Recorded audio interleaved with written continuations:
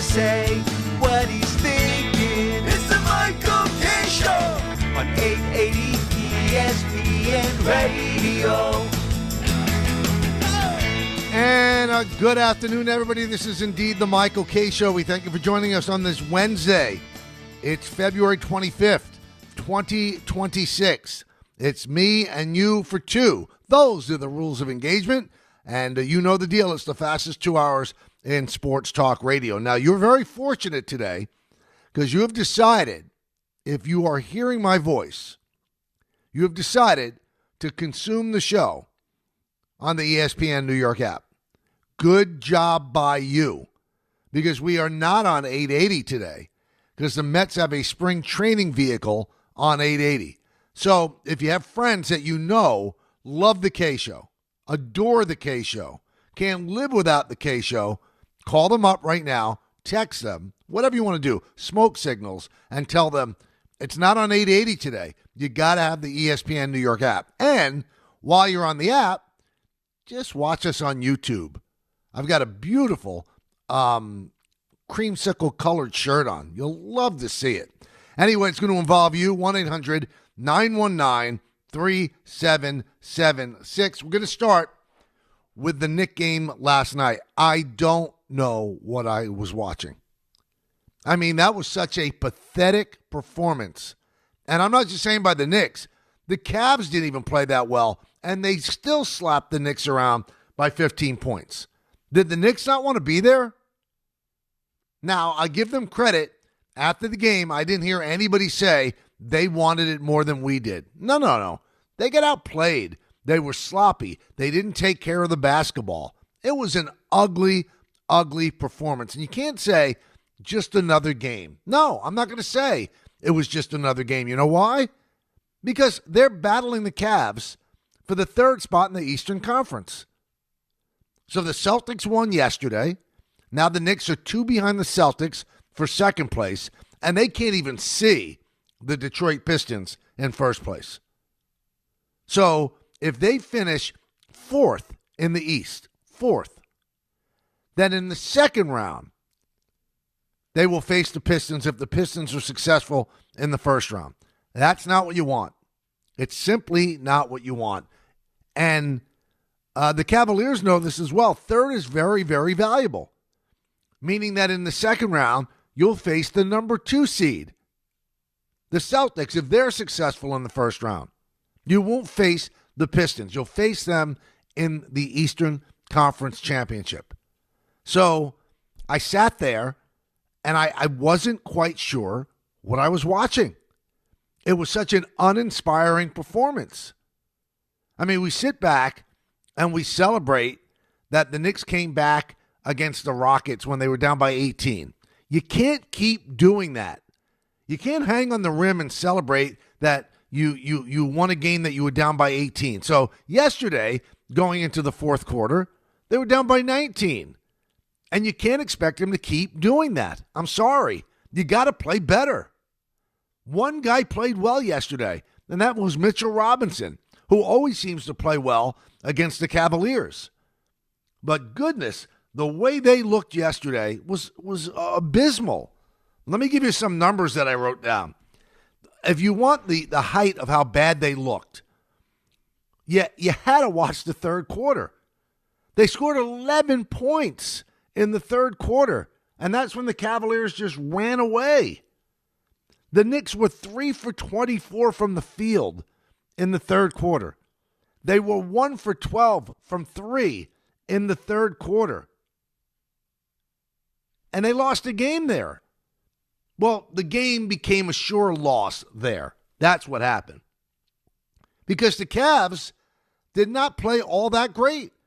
The Cavs shot 42.5% as a team, but they won. The Knicks, they got to wake up. They got to wake up. Do you know this combination of Bridges, Hart, Brunson, Shamet, and OG? They missed 42 of 61 shots. Here's what I'm seeing from the Knicks. I think all of us see this as well. They're a one-trick pony. When they are not hitting from three, They have no other thing to go to. They have no plan B. They don't have a pivot to get points inside the three. And they continue to shoot from the three. And yesterday, doing the game on MSG, Steve Novak said, you know what? You can't get away from it. You got to keep shooting it. And he's right. You know why he's right? Because they don't have another outlet to score. So yeah, they predicated their entire offense on shooting a three. And when they're off, and they're off plenty of times, then they're done. Mikal Bridges shoots about 33% yesterday from the field. Brunson, less than that. They can't hit threes. OG used to be automatic from the corner three. Not anymore. They are such a ill-conceived offense. And the only guy who shot a decent percentage, in fact, didn't even miss a shot, was Karl Anthony Towns. They didn't get him the ball. I think he had 5 shots. They didn't even get him the ball. So what are the Knicks doing? They have 23 games remaining. So if those 23 games, let's say they win 15 of them, 15-8, and I think that's being very, very optimistic. Then all the Cavaliers have to do is go 16-7, and the Cavaliers finish third. If the Knicks don't play better than this, it's all slipping away.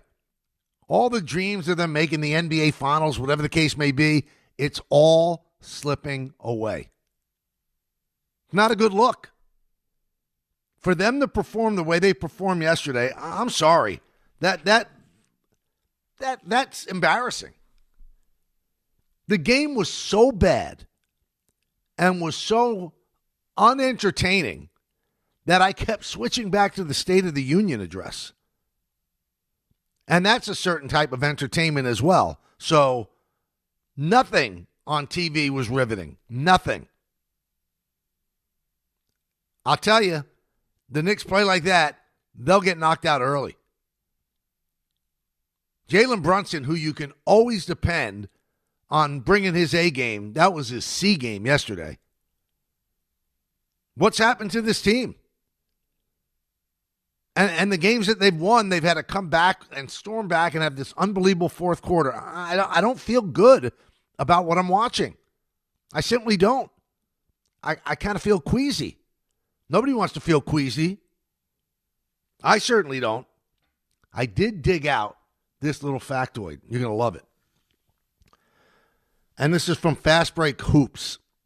Do you know that in 1994, there was one Jalen in the NBA, Jalen Rose, in 1994. So 32 years later, do you know how many Jalens there are in the NBA? I'll give you 3 seconds. 3, 2, 1. 28 Jalens. So we've gone from 1 Jalen to 28. What does it mean? I have no idea. I just said that's something that my listeners are going to really want to know. So I'm telling you it. Because there's only so much that you could say about how the Knicks played last night. You know that I've been riding with this team all year.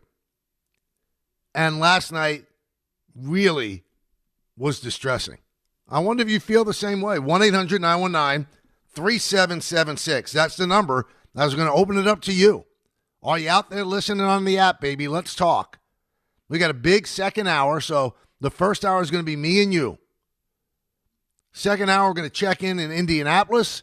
Latest on the combine from the Jets and the Giants. And then since it's Wednesday at 2:30, we are definitely going to have our weekly chat with Mike Lupica. But I don't even know how you could make sense of what the Knicks did yesterday. I don't know how you can make sense of it. That was such a putrid performance. And the Cavaliers, by the way, they got Harden, they got healthy, and they have 13 of 15. They've won 13 of their last 15, while the Knicks are just stumbling along. Make it make sense. Let's go to the phones. Let's go to Howard in Boston. Howard, start it off, man. Hey, Michael, how are you? Thanks for taking my call. I appreciate it. You got it, man. Thanks for making it. Yeah, you are so spot on about the Knicks. It's something I've been complaining about for so long. For all practical purposes, the Knicks are the Celtics of last year.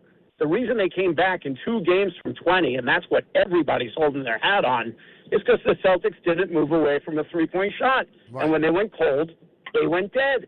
Then you've got 5 players on the Knicks, from Towns all the way down, other than Brunson, who you know is they're either going to score 22 or 10, and you can't have that kind of inconsistency across your best 5-6 players. So, it's really frustrating. But this is nothing new. This has been all season, certainly since the middle of, December. They're maybe a 500 team. I don't know. Well, the thing that gets me, Howard, and I thank you so much for the phone call, is that it was supposed to be different this year. Going to push the ball, but that's been pushed aside. That's been pushed aside, and they are not consistent three-point shooters. They're nice that they're on fire, and they're going to blow any team out that's in front of them when they're on fire. And when they're stumbling and bumbling like they can't hit the side of a barn from three-point land, then we're in trouble. They're not going to win games. They're not going to win games. That's all there is to it. It's tough to watch. That is not good. And here's another thing that I really take notice of, and I think you all have as well if you've been watching the games. What is Bridges? He's one of the most inconsistent guys I've ever seen offensively, and he's losing playing time to Landry Shamet, and that's a bad look, a rare bad look for the Knicks front office. Think about it. They gave up 5 first-round draft picks for this guy, then gave him a humongous contract when he became a free agent. And the only reason they gave him that humongous contract, they knew that he was not a great player last year. He played better in the postseason, but they had to somehow validate the fact that they gave up their draft capital that they were saving for a possible run at Giannis Antetokounmpo. They had to validate it by giving him the contract. If they had just let him walk away, how would that have looked to give up 5 first-round draft picks for 1 year of this guy? Landry Shamet is the preferable guy they go to. Landry Shamet, a free agent, discard, essentially, is more important to this team than Mikal Bridges. What's happened to Mikal Bridges? The guy never gets to the free throw line. He's never aggressive, never drives to the hoop, ever, ever, ever. What are we doing? He's got to be better than this. Now, I don't know if OG's still feeling his sea legs after being out with the toenail avulsion, but he doesn't look sharp. And the thing that gets me with Cat, I'm more of a Cat fan than most of you people. He's so inconsistent. One great game, one great game, one eh. He's got to be money every single night because he's your second scorer after Brunson. Now, I didn't like the way they attacked him on Inside the NBA. You got to be tougher, you got to be tough. But I know what Shaq was saying. There's got to be some fire and drive that you've got to be good. So you're 5 for 5 from the field yesterday, and you take 5 shots on a team that couldn't score yesterday. They scored 94 points in an NBA game in 2026. 94 points, not going to get it done. Not going to get it done. Not getting it done. Let's go to Kevin in Long Island. Kevin. Hey, what's good there? How you doing, Mike? Hey, Kev, what's going on? All right, you're hitting it on the head, but there's also more to this whole thing. Tell me. One of the problems that I have is that the head of the snake, and the head of the snake is going to be Jalen Brunson. So what bothers me the most is that you're right. 5 shots from Cat, that doesn't wash. It doesn't. You have to be as the PG of this team. You have to find a way to get that man the ball. You got to be more demanding. I've seen him in one of the games. I forgot what game it was, where he's yelling at Cat, "I need you to post up." And Cat shook his head like, "Yeah, I'm gonna get down there." And he had a good game and he had a good game going forward from that. But that's why I need to get done. I have a funny feeling that at some point, Brunson tends to break up, and it turns into hero ball with Brunson. And he just gets the ball in. I got to do it. I got to do it. No, you don't have to do it by yourself. You just don't have to. You have players. The player that is causing the most amount of issue that can make it easier for Brunson and for Cat is Mikal Bridges. And I have no clue what is the matter with that guy. And I do know what the matter it is, but I'm parsing my words because I can't say certain things on the radio. But he has got to be the weakest player in the league. He has to be, because he is contact averse. He does not want to get touched.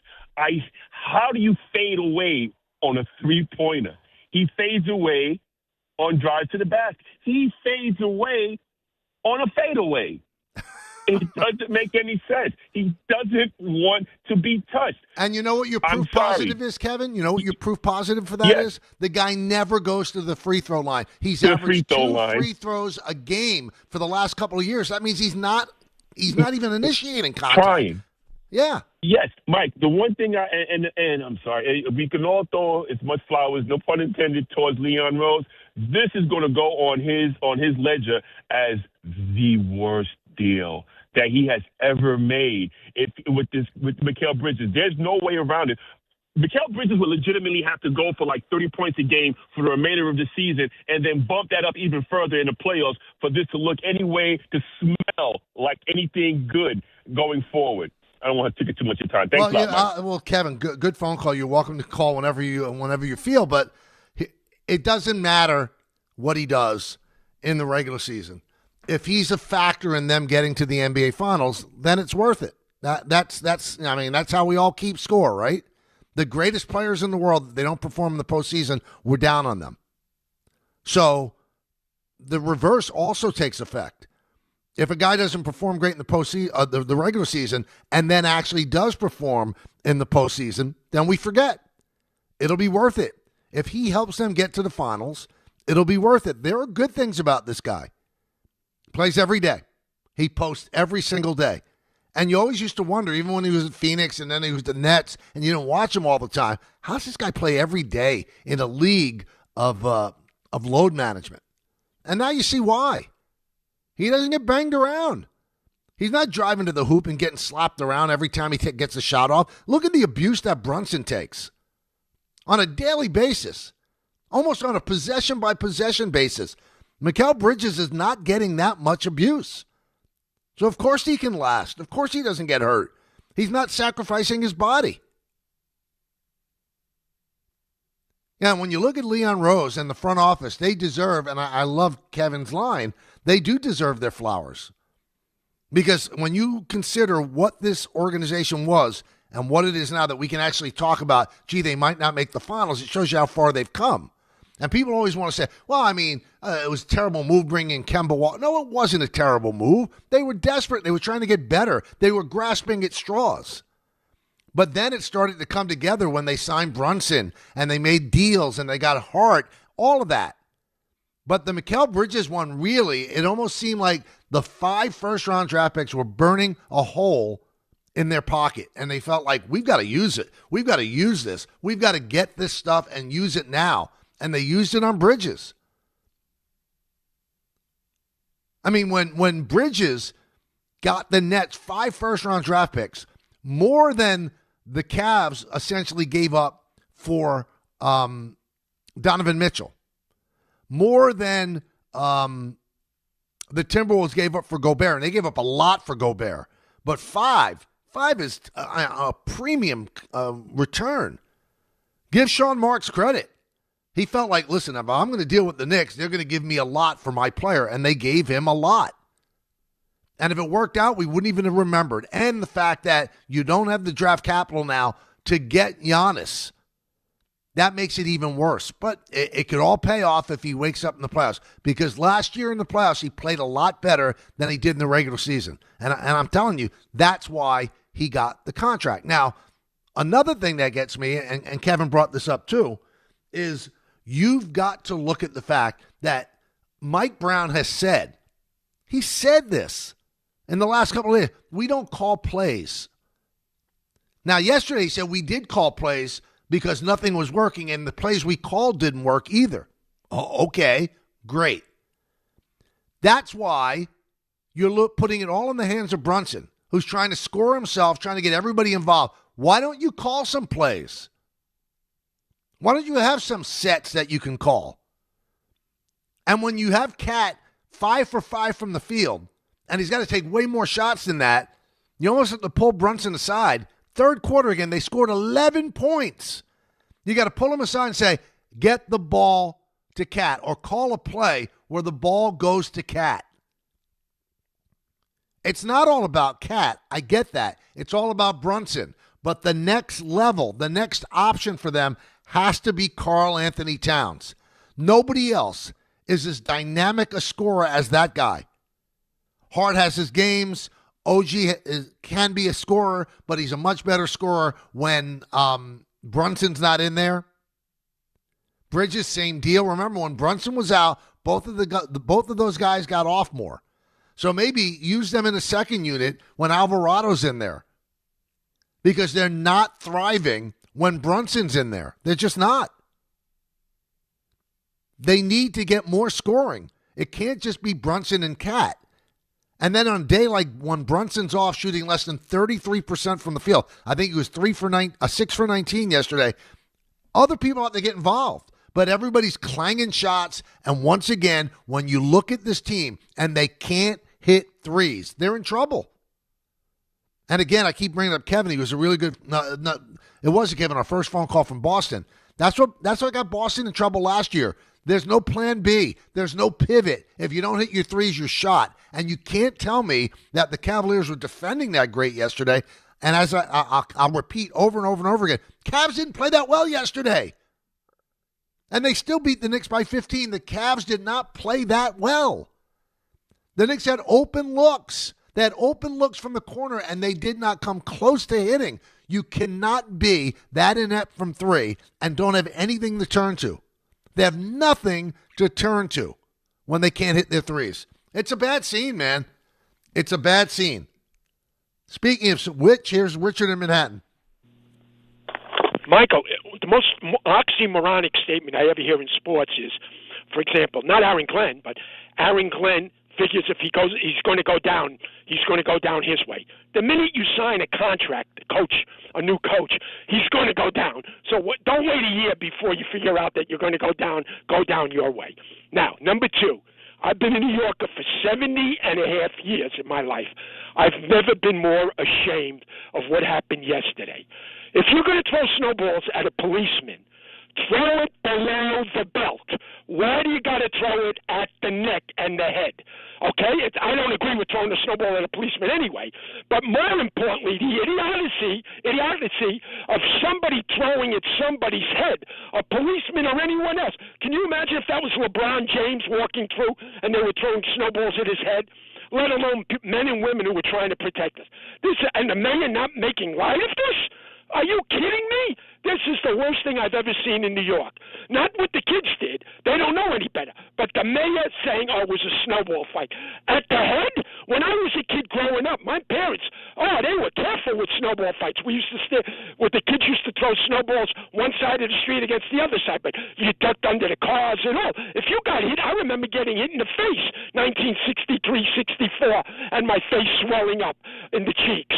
That's how dangerous it is. So what this mayor says and dismisses it as it's nothing, terrible. The worst thing, say, look, I don't agree with it. Throw it below the neck. Throw it below the waist. Throw it at their feet, which I still don't agree with. But the idiocy to throw it at anybody's face. I don't even care if it was a criminal. You don't throw. This is just the same thing as that mugging that the guy on Providence did to the St. John's kid on the breakaway. Same thing, no different. Let alone these policemen are here to protect us. Ridiculous. I've never been more ashamed to be a New Yorker than I am today. There's a lot that you're saying there, Richard, a lot to unpack. You shouldn't be assaulting a police officer with anything. I mean, first of all, these are miscreants, lowlifes, what they're doing to these cops. And they're going to tell them, but aim below the neck? And you say, I don't blame them, they're just kids. I do blame them. And I blame their parents for raising them that way, to think that they can actually throw snowballs at law enforcement officials. And I was surprised at what Mayor Mamdani said was just a snowball fight. No. These people are protecting us. These people, and this is not a political statement. I said this yesterday. They're protecting us. You don't have snowball fights with cops.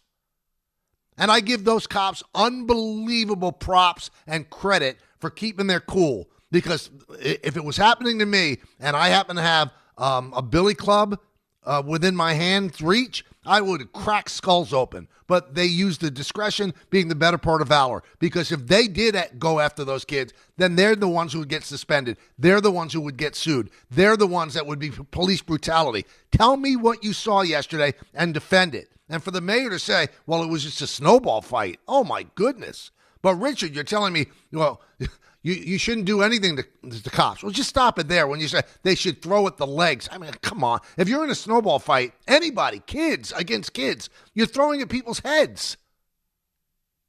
Yeah, that was not a happy moment for New Yorkers. It was not a proud moment. But again, I don't want to be preachy here.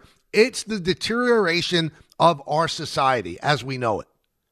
There are no rules anymore. There's no shame. Nothing. That you think that you can attack the men and women that go out there and risk their lives every single day, throwing snowballs at them. The one guy that got me the most was the one guy that was running behind one of the officers and then just smashed a snowball on his head. You think that's fun? And then for the mayor to say, oh, it was just a snowball fight. Sorry. People get hurt in snowball fights too. Sometimes, this is what we used to do in the Bronx. If you really want to hurt somebody, you put snow around a rock and then you throw. How do you know, is that just a snowball fight or is that assault? Come on, man. It's much more than a snowball fight. Every one of those kids should be identified from that video and they should be called in. And their parents should be notified as well. But you know what? Waste of time. Because the way they were raised, if they thought that it was okay to throw at a cop anyway, a snowball at a cop, what's the parents going to do? Yeah, okay. The deterioration of our society. We see it on a daily basis. Every single day, another thing becomes the norm that would have been shocking a decade ago. Shocking.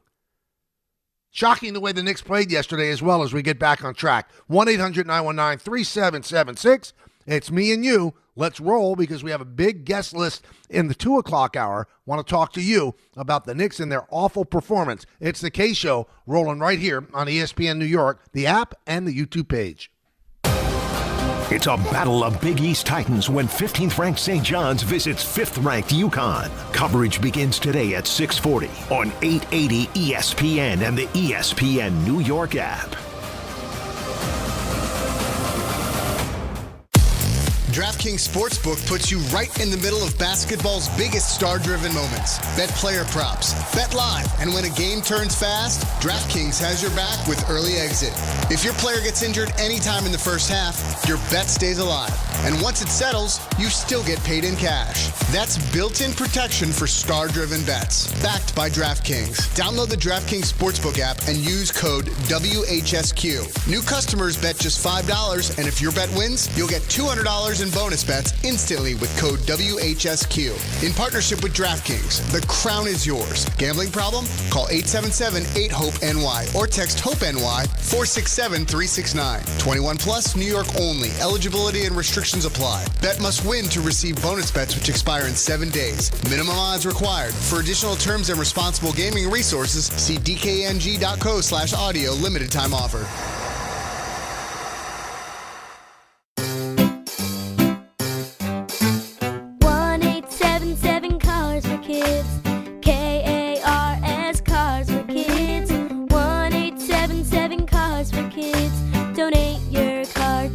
Call 877-CARS-FOR-KIDS to reach a friendly live agent. Donation's super easy and your car can be picked up by tomorrow. Call now or go to carsforkids.org. 1-877-CARS-FOR-KIDS. Donate your car today. Did you know you can donate real estate too? Hosting, grilling, just want a great dinner? You gotta start at Wild Fork Foods. Brazilian beef tenderloin, only $10 a pound. Atlantic salmon portions, just $9.98 a pound. Premium quality without the premium price. Every product is blast frozen to lock in flavor and nutrients. With over 450 options, there's something for every occasion. Shop 7 locations, or you can order online for same-day delivery. WildForkFoods.com. Wild Fork Foods, quality meat, wild prices.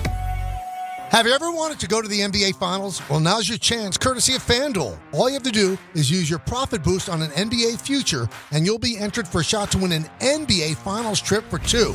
NBA Futures let you lock in your pick for who you think will go all the way, whether it's a team to win the championship or a conference title. Have you ever wanted to go to the NBA Finals? Well, now's your chance, courtesy of FanDuel. All you have to do is use your profit boost on an NBA future, and you'll be entered for a shot to win an NBA Finals trip for two. Visit FanDuel.com/local to get started. Play your game with FanDuel, official sports betting partner of the NBA. 21 plus and physically present in New York. No purchase necessary. Limit one entry for Profit Boost token. Opt-in required. Must apply Profit Boost token on select market. Restrictions apply. See full terms, including methods of entry, at sportsbook.fanduel.com. For help with a gambling problem, call 1-877-8-HOPE-NY or text HOPE-NY 467-369. It starts with the first early morning. The uniform, the training, the challenge. Every trooper remembers day one at the academy. But where they end up, no two stories are the same. At the New York State Police, the path you take is up to you. If you're ready for a career with endless opportunities for growth, start here. Go anywhere. Apply today at joinstatepolice.ny.gov. I know that hiring can be challenging. You sort through tons of resumes and you get too many so-so applicants. You're just waiting for someone to match your role perfectly. Well, now, there's a place where you can meet them fast. ZipRecruiter. Need to hire right away. Start your search for strong candidates. The right fit awaits. Build your team. Build it sooner. Meet your match on ZipRecruiter. Just head to ZipRecruiter.com/ESPN right now to try it for free, and you're on your way to meeting your match. 4 out of 5 employers who post on ZipRecruiter get a quality candidate within the first day. So try it now. Go to ZipRecruiter.com/ESPN. Once again, that's ZipRecruiter.com/ESPN. Meet your match on ZipRecruiter. Try it free. There are a lot of reasons why people buy at Ramsey Mazda. It's their selection, it's their customer service, and it's their savings. Lease a new 2026 Mazda CX-30 2.5S Select Sport all-wheel drive for $209 for 33 months. Start shopping now at RamseyMazda.com. Choose wisely. Choose Ramsey Mazda. Call 833-853-2970 for details. VIN TM105852. MSRP $29,530. Zero security deposit ends 3/2/26. Welcome back to the show. You know whose birthday it is today? Do you know? I know. I already reached out to him. The Warrior. You want to feel old, everybody? You know how old Paul O'Neill is today? 63 years old. Wow. The Warrior is 63 years old. Amazing. Time is flying by, people. 1-800-919-3776. So a buddy of mine works out in a town, I'm not going to say where, at this local workout emporium. Why should I give them free publicity? And every day, working out at the same time as my buddy is Tom Thibodeau. I think, again, this is just me talking because you know that I'm damaged. That Thibodeau must be enjoying this like you wouldn't believe. And it's not like he doesn't like Mike Brown. I don't know what their relationship is. But one thing, there weren't many games that you'd see the Knicks play like they played yesterday when Tom Thibodeau was the coach. And a lot of people knocked, while Thibodeau treated every game as a must-win. Well, maybe the Knicks wouldn't be in fourth place, or they're tied for third, essentially. And they do have the tiebreaker with Cleveland because they won the 2 games at Madison Square Garden. So 2 games to 1. They don't play again during the regular season. But Thibodeau put an emphasis on every single solitary game. Every one. He must be loving this. And people always rip me. Like, if I got fired from ESPN New York, although I love the people that are on the air, I would be rooting against them. And every time there was a misstep, I would be thrilled. Every time. Now, if I retired, left on my own volition, then I would be pulling for people that I like. This company has never been anything but great for me. I mean, I've worked for Disney now for a quarter of a century and only have great things to say about the people that are my bosses over the years. And in the last couple of years, good karma has become a big part of this, and they're great as well. But if they have a brain cramp one time and they decide we're going to get rid of K, then K becomes an enemy. And although Thibodeau is getting paid $10 million a year for the next 3 years, he must be in utter orgasmic delight every time the Knicks played the way they played yesterday. Wouldn't you? Wouldn't you? Let's go to Nick and Emerson. Nick. Hey, Michael. Nick. How are you, my friend? I'm good. How are you? I'm well, thank you. I was almost hoping you got me before the commercial break, so I could finally say that I had to follow up Richard in Manhattan, who is just truly. That was hard. That would be a hard one to follow. Yeah, you know what? So I appreciate you going to commercial. Yeah, because I wouldn't put that on anybody, Nick. I wouldn't put that on anybody. That phone call was out there. Oh yeah, it was. Not that he's wrong. He's just very neurotic. But anyway, love you, Richard. So to my point, Michael, I know you've kind of been on this for quite some time about Bridges, and I'm not going to keep regurgitating like who he is as a player and whatnot. I want to shift my focus to Leon Rose, who deserves all the credit in the world for reviving a dead franchise. I've been a Knicks fan my whole life. When all my friends were Nets fans and loving Vince Carter and Jason Kidd going to the finals and whatnot, I stuck by this team.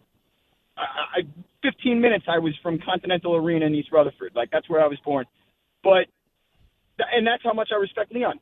You have said it a million times. He has not spoken since he got this job in an actual interview, which I'm getting to the point where I want to hear from him. I didn't care because we were so bad for so long and we're making these playoff runs. I'm like, you know what? If you want to stay silent and it's working, fine. And not to say it's not and that we're bad right now, but how on earth do you look across town or across borough in Brooklyn and say, Mikal Bridges is worth 5 first-round picks? The man averaged over 20 points once in his career, and that's when he was averaging 18 shots a game and the only guy on the Nets who could score. That's the only time he's averaged over 20 points. Is he a good defender? Sure. Yeah. Great. Whatever. But that is not even remotely close to worth 5 first-round picks. You lost your treasure chest that you made every right move before that to save it for a player like Giannis. So it's infuriating to me. And one last thing, I'm sorry, I know I'm long-winded here, but I always appreciate the time. That's okay. I'm watching this game last night. This is just a very soft team. And one thing that I cannot stand, no matter what happens on a basketball play in these games, they are always complaining. Always. Hard. Brunson, I love you. Once he wins a title, I want a statue outside of Madison Square Garden. He always complains. Towns. Every single player. It doesn't stop. These refs are going to remember that in the playoffs. So when you do get fouled and you don't get the call, think back to game 57 when you wouldn't stop crying about a foul that probably wasn't a foul. Well, So, the thing, Nick, is that everybody in the NBA complains to an extent. And then there are guys that are over the top. And I think Cat's one of those guys. I don't know if Hart is. But then compare them to Luka. I mean, Luka leads the NBA in scoring. Luka complains on every single play. And that's not hyperbole. Hyperbole. I sound like Chris. That's not hyperbole. It's not hyperbolic. The Lakers watch this guy complain every single play. And after a while, officials get sick of it. And I'm telling you, if I was officiating a big game, I'd get the guys together and go, I don't want to hear it. I'm sorry, I don't want to hear it. If it's that bad of a call, have your coach challenge. That's all there is to it. Have your coach challenge. I don't want to hear it every single play. And Cat, every single play. And I think it's been addressed. Now, as for the Bridges stuff, I really, truly believe that it came down to those 5 first-round draft picks were burning a hole in the Knicks' pockets, and they felt like they had to get rid of them and use them. And I think that Bridges' defense was attracted to them, and they felt that he wouldn't have to be a big offensive component, but he has to be a component. I wouldn't say he has to be the first or second option, but he's got to be a component. He's got to give you some offense on a consistent basis. There are days that he just disappears. I don't understand it. Jay in Queens. Jay. Hey, Mike, how you doing? First time calling. Welcome I just aboard, wanted to Jay. kind of address the psychology of the Knicks team. I just felt like I slowly started to see that, the culture started to change. Obviously, we traded Bridges for 5 first-round picks. But once we got him, he started to complain that, Thibs is running them to the ground. And then after that, I just felt like trading trading Randall and DiPietro, that started to kind of change the toughness of the team. And then the straw that broke the camel's back was then firing Thibs. And I felt like Thibs, that team was custom made. Those are Thibs players. And now to fire him, it's kind of like blowing up the team and starting all over again, because none of these players are meshing with Mike Brown now. So that's all I have to say. Well, you know what? You bring up good points. I think the tipping point was getting rid of Thibs. And there were players in the exit interviews that obviously got to Dolan, and then Dolan told Leon to get rid of Thibodeau. And you can't say that Leon wanted to get rid of Thibodeau. Why would he have given him a 3-year, $30 million extension months before? So this was on Dolan. And it was on Dolan listening to his players. Now, who those players were, I'm not sure. The fact that he ran them into the ground, why would Bridges care about that? He plays all the time anyway. And running them into the ground made these guys the players they are. Turned Brunson into the player that he is. Hart into the player that he is.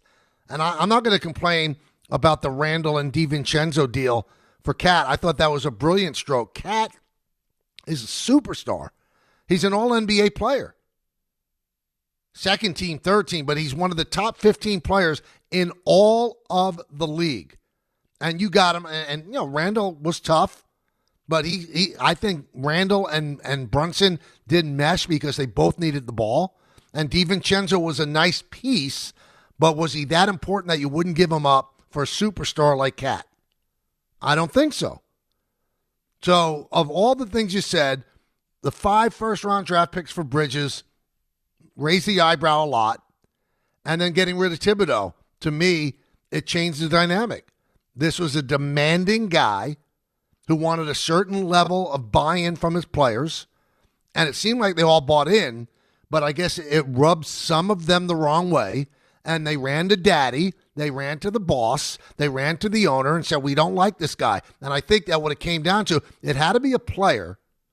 I don't know if it'll ever come out for sure, but it had to be a player who had the option to leave, who probably told him, I'm not coming back if this guy's a coach. Now, Bridges definitely falls under that because he was going to be a free agent. He could have been that guy. Maybe it was another guy who didn't have the luxury of being a free agent but said, I'm going to ask out. I want to be traded. But it's weird. This team had such great success under Thibodeau. Game 6 of the Eastern Conference Finals. They haven't been to the finals in a quarter of a century. And they got so close last year to what turned out to be a much better Indiana team than all of us thought. And you fired Thibodeau. And up to this point, you can't really make the judgment until you see how they finish. Up to this point, it does not look like the right move was made. Seems like Mike Brown's friends with everybody. Seems like the players like him. And in this day and age in sports, I think that's the thing that is dictated by the players because they run the teams. They want to have a ooey-gooey relationship with the manager or the coach. And maybe, you look at Thibs. Thibs is, when you look at the phrase not ooey-gooey in the dictionary, that's Thibs' face. He's all about the work. He's all about the grind. Every single game was Armageddon. Today's players, I guess, don't dig it.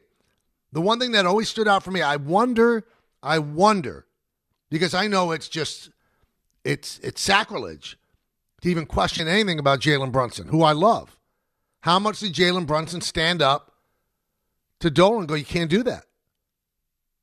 Because the guy that made Jalen Brunson a star after Jalen Brunson was Thibodeau. Did he stand up to Dolan and go, no, you cannot do this? did anybody say you cannot do this.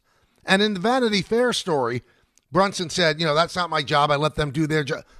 But when you're the alpha, when you're the captain of the team, you have the right to say or make a stand that you can't get rid of Thibs. But I guess nobody did that. And even if somebody did, Dolan still has the last vote, the only vote.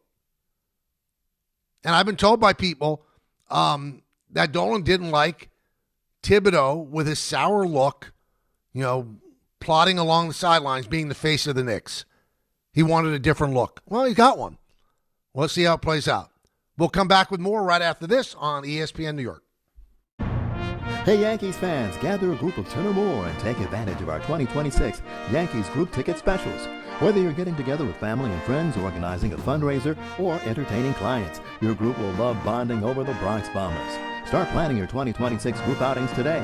Log on to Yankees.com/groups. Call 212-YANKEES or email us at groups@Yankees.com. That's 2026 group tickets. Call 212-YANKEES or visit Yankees.com/groups today. If you've been injured in an accident that wasn't your fault, then you need a lawyer who knows New York's unique personal injury and workers' compensation laws. At the Parisman Firm, they have decades of experience handling all types of accident cases and a proven track record of delivering huge results. Their team has already recovered nearly $1 billion for injured New Yorkers. From construction to car accidents and slips and falls, they've got you covered. Call the Parisman Firm now at 718-WORKERS, where your case is their cause. Get the justice you deserve today. This is Rick Brunson, the assistant coach from the New York Knicks. I'll be driving to our games this season in style in my new Jeep Gladiator from Princeton Jeep. My friends at Princeton Jeep gave me all-star treatment, and you can expect the same thing. Just mention I sent you, and they'll treat you like family. Princeton Jeep has tons of inventory and great deals on new vehicles. Visit Princeton Jeep at 1045 State Road in Princeton, New Jersey, or online at PrincetonJeeps.com and tell them Rick Brunson sent you. Monkey Sports, built by players for players, is your one-stop shop for hockey, baseball, lacrosse, and more. Find top-name equipment and expert in-store services like sharpening, break-ins, and relacing. Shop in-store at Monkey Sports in Farmingdale or Woodbridge, or online for all the top brands. Whatever your sports, Monkey Sports gets you game ready fast. Monkey Sports, where athletes shop. More people trust their hearts to New York Presbyterian than any other hospital in New York. It's because New York Presbyterian has the most experienced cardiovascular doctors, treating a full range of heart conditions, from heart failure to valve repair, with the most advanced treatments. Find a doctor at nyp.org/heart. New York Presbyterian. New York Presbyterian Hospital, based on U.S. News & World Report 2025 to 2026 cardiology, heart, and vascular surgery rankings. Hey, it's Alan Hahn. Rings End is your locally owned Benjamin Moore retailer. They're your store for quality with a full line of brilliant and durable Benjamin Moore paints. They're your store for inspiration with thousands of colors and a variety of sheens. And Rings End is your store for expertise with one-on-one advice for contractors and homeowners. Insist on Benjamin Moore paint from Rings End because the gorgeous color you love can't be matched in another brand of paint. At City Harvest, we believe no New Yorker has to go hungry. With your help, we're on the road 365 days a year, rescuing over 77 million pounds of nutritious food and delivering it free to millions of New Yorkers, transforming surplus food into sustenance, sustainability, and smiles, rallying thousands of New Yorkers to power a network of nourishment across our city. One day, one meal, and one New Yorker at a time. That's how we feed good. Donate at cityharvest.org. NBA fans don't just watch the game, they live it. So stream like you're courtside with NBA League Pass, your ticket to all the action. Watch your favorite team shine and catch the league's brightest stars and rising stars at the same time with multi-view on your favorite devices. From the plays you can't believe to the most live games and the drama that comes with it. If it happens on the court, it's happening on NBA League Pass. Only select out-of-market games available. Blackout restrictions apply. Additional charges and other conditions may apply. Visit NBA.com/subscriber agreement for full terms and conditions. New York soccer fans, are you ready on Saturday, March 7th, September? Let's not get ahead of ourselves. New York City FC opens the season at home against Orlando City. Kickoff is set for 2:30 p.m.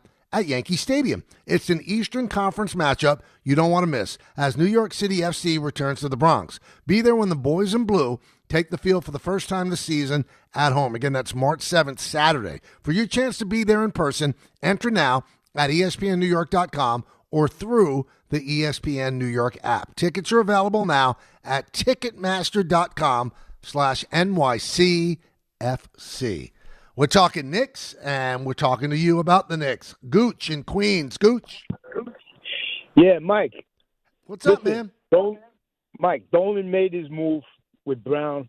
Now, if the Knicks get knocked out early, does Brown get the axe or does Dolan bite the bullet?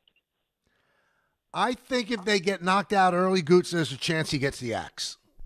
You know, some people are actually, I'm looking through my feed on X, and people saying they should get rid of Brown now and bring back Thibodeau. Well, I mean, Billy Martin happens once in a generation. I don't think that Dolan's going to play that game. I don't think that Dolan liked Thibodeau all that much, so he wouldn't bring him back. Just remember this one thing, everybody, because I think it sometimes gets lost in everything. They got rid of Thibodeau. They had no specific plan who they wanted. And then when you look at all the people that they requested to interview, although they were under contract to other teams, Mike Brown, in all likelihood, was their 6th or 7th choice. They got rid of Thibodeau without a sure thing in hand. So you'd have to ask, is Thibodeau better than who their first choice was? So let's say their first choice was Jason Kidd. An argument can be made. Kidd's obviously an excellent coach. Whoever their second or third choice is. But do they actually believe that Thibodeau is not a better coach than Mike Brown? I don't think they can think that. Thibodeau is an outstanding coach. Now, the fact that he's a taskmaster and supposedly runs the players into the ground, well, that is an arguable point. But in terms of X's and O's, putting a team together, getting them to play hard, I'm sorry, Thibodeau's probably better than Brown. But that wasn't their first choice, or second or third or fourth or fifth. He was their 6th or 7th choice. Spike in St. Pete. Spike. You're so charmingly vindictive. I just can't get enough of you. It makes me feel so good. It's just, listen, I watched first half of the game, check in with my boys. Okay, we're in the game, a couple of possessions. What do you think about the second half? I said, this guy's terrible at making adjustments. Oh, he made great adjustments. It almost seems to me, and I'm not trying to be a wise ass, that they bet the under in the third quarter. How do you score 11 points in the third quarter? And I'll tell you something else I noticed, and I'm sure you noticed it. I thought Cat had the right game face on. I thought he played hard. He went to the basket 4 times. He rolls up and makes that beautiful soft three, made one.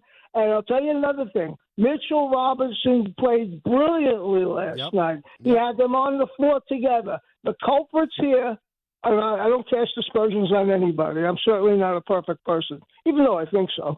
But I'll tell you this. Well, here's the problem. Jalen Brunson and Mike Brown.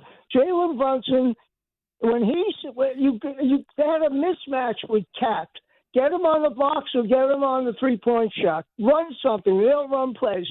I think when you said before, I think it was Bridges and Cat, and Brunson didn't stand up fine. His father has a job there, too. So here's what I come out with. Taylor Jenkins was one of the candidates. Ime Udoka, albeit he was with Houston, was one of the candidates. I think Jenkins was let go from Memphis prior. Mike Malone was another candidate. That's 3. Jason Kidd is 4. And the other 2, I forget now because I'm old. But he was the 7th or 8th choice. You're correct. He's the substitute teacher, Michael. That's what he is. He's the substitute. I don't need a nice guy. I'll date myself again. Leo DeRocha. Most of the people listening don't know who he is, but you do. His famous quote was, nice guys finish last. And that's what you got here. But I didn't get too bothered. After I talked to my best friend, which is a habit for 60 or 70 years, he said, you got to throw the game out. You got to throw him out. That's all, because Cleveland showed me one thing. They're not that good. They're not. Jared Allen was a pain in the ass in the first part of the game. I didn't think Donovan Mitchell had a particularly good game, but we stunk that court up so badly last night, I got to just throw it out. You might not agree with me, but I think the leader of the team has to take over. But here's what I don't want to throw out, Spike. The fact that they didn't seem like they cared. There was no energy to their game. Nothing. That's what you don't throw out. You're playing Cleveland. You're playing for the number 3 seed. You're playing to stay within one game of the Celtics, and you laid an egg. And they had no answer. And I think the thing that you said that really is a concern, he doesn't seem to make in-game adjustments all that well. The other day, when they were about to lose that game in Chicago, it was Rick Brunson who told them to put in Alvarado. It wasn't Brown. And Brown admitted it was Rick Brunson who suggested, why don't we get an Alvarado to change the pace a little bit? And that's why they won that game. He's not a great X's and O's guy. He's a guy that everybody likes. And supposedly they'll play well for it. They did not play well yesterday. For the most part, what are they, 36-22? They're having a good year. Not a great year. Not the year that everybody envisioned. The owner has been quoted as saying, I expect to go to the NBA Finals. And when we get there, I expect to win. Well, let's see. Let's see if you get there. And let's see if you can win against OKC, against San Antonio, against Denver. Let's see if you can win. But if you had to bet your life, like your life was on the line, if you had to bet whether or not they make the NBA Finals, everyone listening right now or watching on the YouTube page, you'd have to say you probably would bet that they're not making it. Now, if you give me some odds, I'd say, well, yeah, I'll bet them to make the NBA Finals because they, when they're hitting threes and they're playing in a cohesive way, they can beat anybody. But we have not seen enough of that on a consistent basis. When they went off on that little run before the All-Star break, they weren't playing the best teams either. They're going to play the best teams in the playoffs. Let's see how they do. Let's see how they do. And the one thing that Cleveland concerns me, and I said, I agree with Spike, they didn't play great yesterday, but I don't slough off that team. Harden is a weapon. I know he's historically not played well in the postseason, but Donovan Mitchell is a great player. They've got other nice pieces. They got the three-point shooter that can drill it at any time if you get him open look, and then there's Harden who could break down a defense. That's not a team to overlook. So the three teams that the Knicks are looking up at right now, they're looking even with the Cavs. Boston might get back Tatum. Detroit has slapped around the Knicks 3 times this year. The Knicks have beaten Cleveland 2 out of 3, but remember, the 2 games they beat them earlier, Cleveland was a shell of itself, also injured, and now they've won 13 of 15. So when they were healthy, they beat the Knicks by a lot yesterday. So the 3 teams in front of the Knicks are not going to be pushovers. They're just not. It's not going to be easy to get to the finals. It's not going to be easy. They're going to have to beat 2 of the 3 teams in front of them in all likelihood to get to the finals. Good luck. We'll see. NFL Combine going on in Indianapolis. Always a lot of stuff to talk about, so we're going to check in the next segment with both of our guys. We'll start with Rich Cimini regarding the Jets, and then following Rich in the same segment, we'll have Jordan Raanan talking about what's going on with the Giants. At 2:30, it'll be Mike Lupica, so settle in. We're on till 3 right here on ESPN New York. Think premium meat has to come with a premium price? Not at Wild Fork Foods.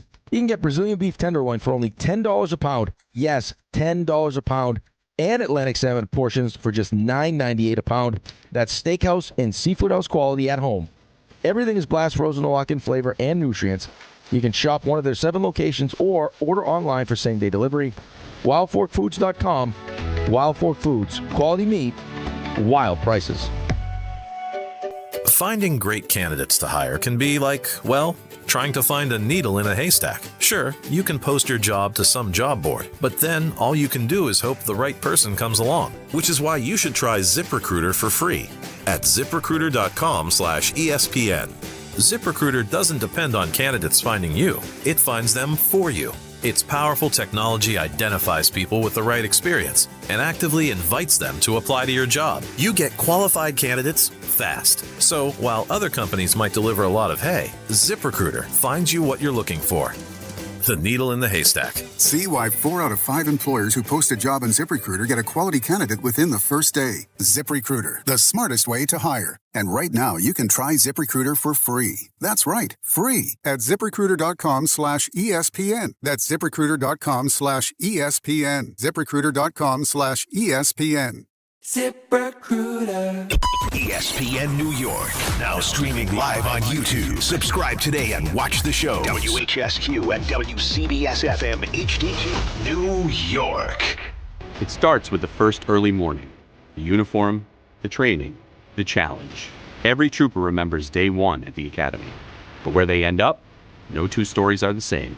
At the New York State Police, the path you take is up to you. If you're ready for a career with endless opportunities for growth, start here. Go anywhere. Apply today at joinstatepolice.ny.gov. There are a lot of reasons why people buy at Ramsey Mazda. It's their selection, it's their customer service, and it's their savings. Lease a new 2026 Mazda CX-50 2.5 Select all-wheel drive for $219 for 33 months. Or buy with 1.9% APR financing for 36 months. Start shopping now at RamseyMazda.com. Choose wisely. Choose Ramsey Mazda. Call 833-853-2970 for lease details. VIN TN466016. MSRP $32,010. Zero security deposit. APR $28.60 per month for $1,000 finance. Ends 3/2/26. At Uline, the prevailing opinion is, if you don't live it, you don't believe it. The people at Uline believe in hard work, and they live it by being there 24/7 to answer your call, having 41,000 items in stock, and offering same-day shipping from 12 locations across North America. Business owners, sellers, buyers, shippers, and packers believe it. Uline is the hard-working, dependable source for your shipping and industrial supplies. Visit uline.com. Hey, welcome back to the show. Everybody talks some football. NFL Combine going on in Indianapolis, and yesterday caught my attention when Aaron Glenn, the coach of the Jets, said his superpower is calling the defensive plays. And I said, well, let's get the guy whose superpower it is to make sense of what the Jets do, and that is the longtime Jets reporter for us, and that is Rich Cimini, and he joins us now. Rich, how you doing?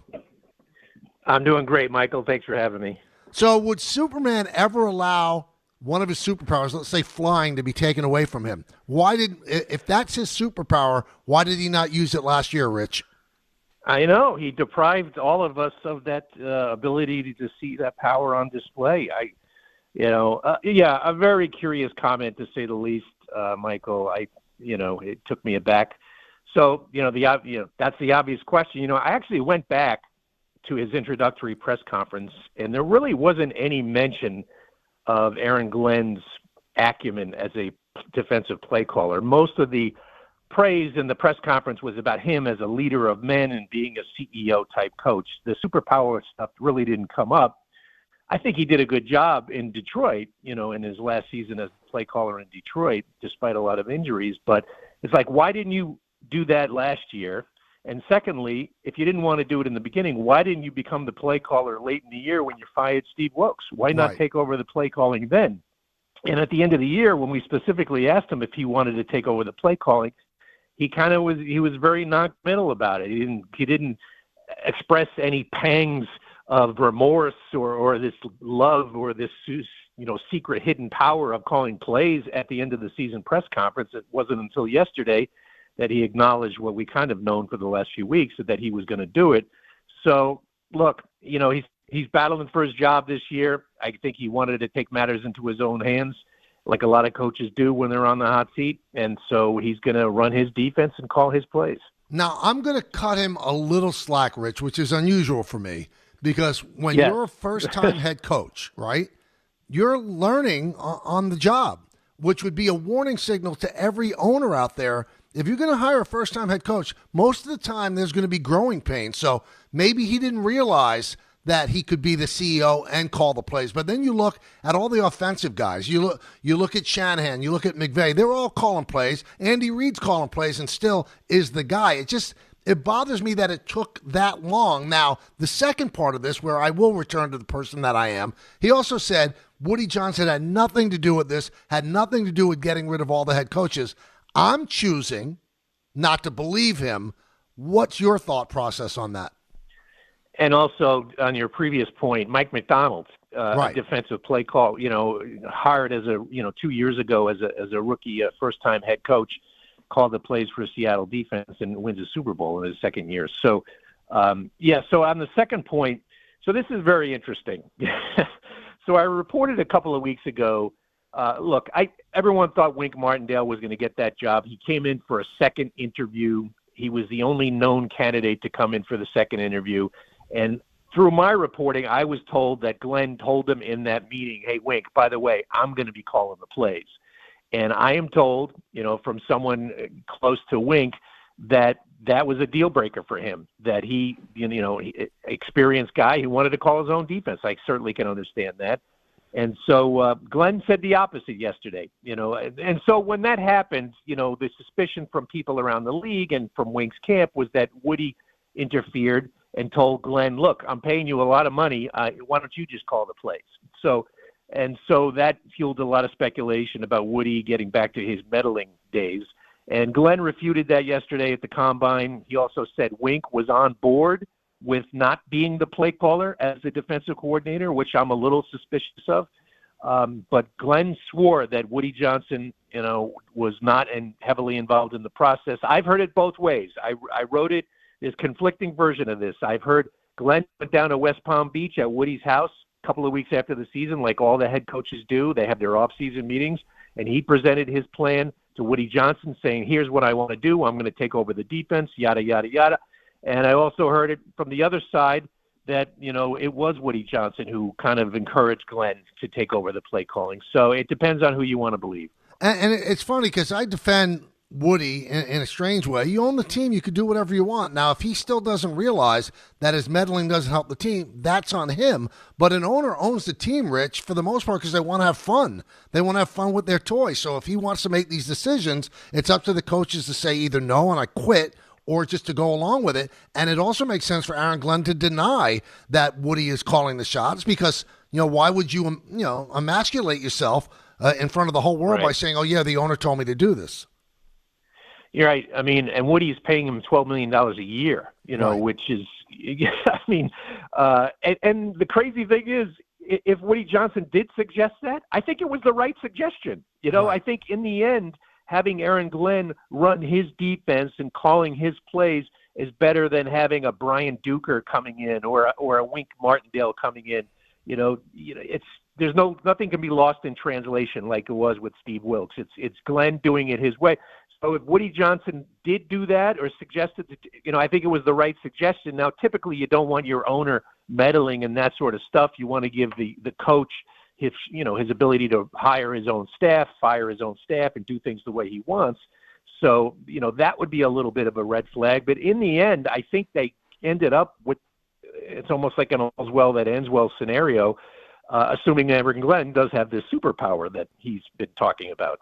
And getting back to the superpower, I mean, he brings up the Lions stuff and the success with the Lions as if it was all him. Like Dan Campbell doesn't exist. I know coordinators play a big role in the team's success, but he keeps bringing this up. We started at 1-15. No, you didn't. Dan Campbell did. You were part of a staff. Yeah. I mean, are you putting everything on Steve Wilks? I mean, the final thing is the coach is the head of the snake, and you're going to succeed because of the coach or not. He takes a lot of credit for the ascension of the Lions. Yeah, and what people forget was the Lions' defense really wasn't that good for about 2.5 years. I mean, I think they were 31st in the league or 32nd in Glenn's first year. There were calls to have him fired. He almost became Steve Wilks, one and done. But to Campbell's credit, he had patience with him and he stuck with him. And they did have a good year. In the fourth year they turned around. I thought Glenn did a fantastic job with the defense, just an inordinate amount of injuries that he dealt with. And, of course, they had that unfortunate, playoff loss to Washington, which was a disaster. But it was still a good year defensively.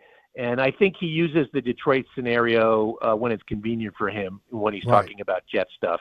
Campbell is the straw that stirs the drink there. Dan Campbell changed that culture there. And I think Glenn is leaning on that and leaning into it, which he should, but to a certain degree it becomes, I think Jet fans are kind of tired of hearing that. They heard it a lot last year, and they don't want to keep hearing that. And so ultimately they need to, if he's going to have this superpower, they're going to have to get him better players on defense, because what was left on defense last year was just a shell of what they were a couple of years ago. So they have $80 million in cap space, Rich. What are they going to spend it on? What's the most important things? They have a lot of holes to fill on a team that was 3-14. Yeah, I mean, you can't fix it all in one offseason, and they also have 4 out of the top 44 draft picks. So you would think they would be able to get 4 starters right there to come in and play key roles. I think, most of this offseason, it will be I mean, the big story is the quarterback, of course. They have to get a quarterback or 2, probably 2. So that'll be a part of their resources go to that. And then I think you're going to see a major concentration on defense. They're going to have to facelift this defense because it just wasn't good enough last year. They need help at every level of the defense. Just name a position, and they pretty much need help at that position. So I think you're going to see free agents.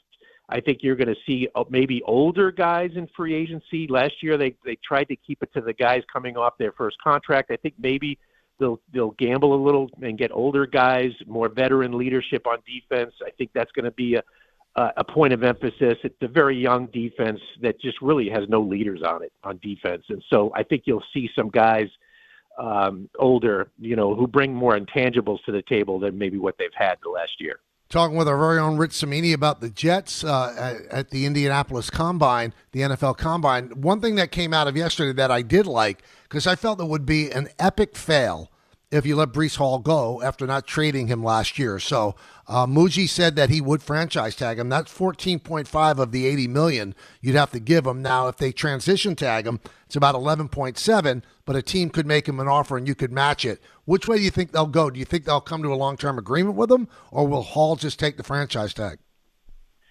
Well, it's a great piece of negotiation by Muji there. Just essentially using the tag as a threat, as leverage. I mean, that's what all good GMs do. So I think ultimately, I think transition tag is probably, I could see them doing that. The transition is $14 million. That's a lot for a running back. It's a buyer's market this year for running backs. There's a lot of good running backs in free agency. You saw, Javonte Williams obviously re-upped with Dallas, but you have other guys, Travis Etienne. You got Kenneth Walker III, the MVP of the Super Bowl. You have there's a couple other ones.